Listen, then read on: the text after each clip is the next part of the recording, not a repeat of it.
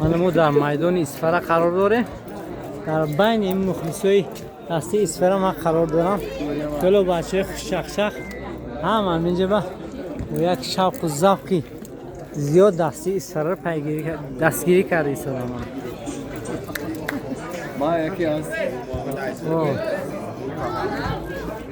ما که دسته اسفره دستگیری میکنم مخلص شده می دسته اوشم. گام نیست. اینجا مخلص دسته مسشار هم هست. بعضیش رسم میشد بعضیش نه. اگه خال مرزا در لوبا جای هم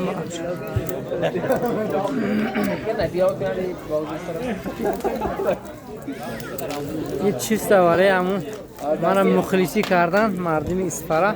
های و در کانال هم نور افته شما مهمان دوست ما جا ما مهمان دوست ما